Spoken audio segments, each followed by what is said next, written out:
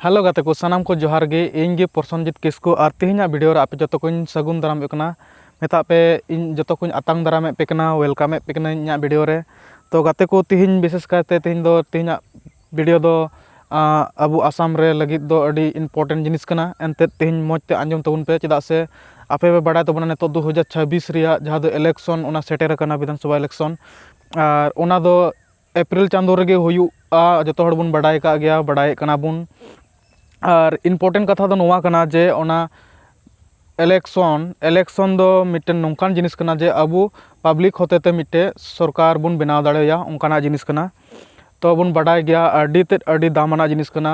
और नोवा रे इन नोवा गे मेन सनाइया आपे लुतुर रे मजते आंजम तबुन पे और रेबेद दोय तबुन पे जे ओना अबु ओकाटा दो मिट्टे भोट तबुन ओना भोट अबुआ तिना मारांगा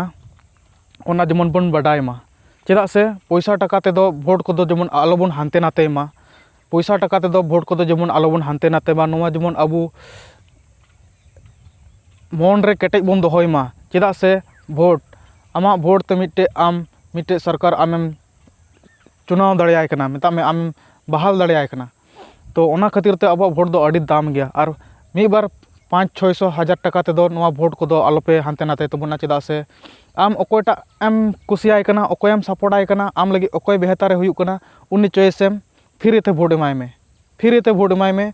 उन्नी ठेन चे हों हाताव रेया दरकार बनुआ और उन्नी मेताय में इñा जात रेया नोवा को जरूर मेना नोवा को बाड़े इñा जात रेया नोवा को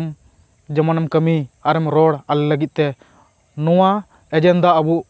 उनको मिमित भरोसा जहाँ ठे भरोसा बन दोया उनको ठे अबु नोवा एजेंडा बन दोया और बन नेहरोआ चेदा से अबु बन बड़ाय गया अबु हड़ हपन को अडी बुन माने अडी मुश्किल रे मेना बुना मुश्किल दो नोंका मेना बुना जे अबु असमझदार गया बुन नित हों चेदा से बुन नेला पैसा टाका दो बुन लोभ गदोआ पैसा टाका दो बुन लोभ लेन खान दो जहाँ दो को मेना पैसा टाका ते एम जितो कदिया पैसा टाका हताव कते तायम तेदो उनी दो मेना नुकुमा पैसा टाका एमा को तहना ओना ते को जितो कदिnya और नितो दो चिन मा को ओना ते इन जस्ती दो अबु लगे बको कमीदा तो ओनाते जहाँ तिना गी जहाँलका जहाँ पे मेन तबुन मेन खान नोवा आपे मने रे रेबेद दोहय तबुन पे जे भोट को दो पैसा टाका दो आलोपे हानते नाते तबुना चेदा से हनी 500 टाका नुई 1000 टाका एमा मिया हनी 1500 टाका नुई 2000 टाका एमा मिया आदो मेन दा ओकोय ढेर पैसा एम का मिया उनी गे भागिया उनका दो बांग कना ओनाते उनका दो जुदी जहाय को उनका चिका रेया आसाना मेना तपिया मेनखान नोंकाना दो बगी तबुन पे और नितो दो हुदिस अचूर तबुन पे चेदा से अब भोट अडी दामाना जिनिस कना और अबु ओकोय आम चॉइस दी कना उनी कुरुमुटुय में ओकोय आपे मता में राज्य हर से खन ओकोय पे चॉइस दी कना ओना हिसाब ते आपे भोट एम तबुन पे और जितकर को ताबुन पे और माने उनका बुन जितकर कोआ और उनकाते जेमन अबुआ भविष्यत मौज हुमा तो 2000 रिया इलेक्शन दो अडी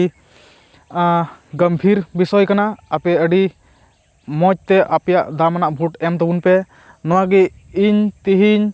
आयमा दिन खन वीडियो बन बनाव का थाना आदुन हुदिस केदा बांग जरूर गे इñा मी बार कथा आपे पब्लिक ठेन से अबु ठेन मी बार कथा इñा कथान दोहया ओना खातिर ते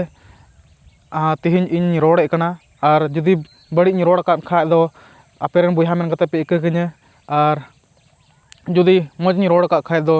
और नोवा कथा को हानते नाते हड़ को ठेन शेयर तबुन पे जेमन उनको को नेल तो गाते को अडी बढ़ती बन मेनदा मेनखान हुडिंग वीडियो बनाव कते इन बड़ाय चुके बना आदो मा एनखान जोहार गे।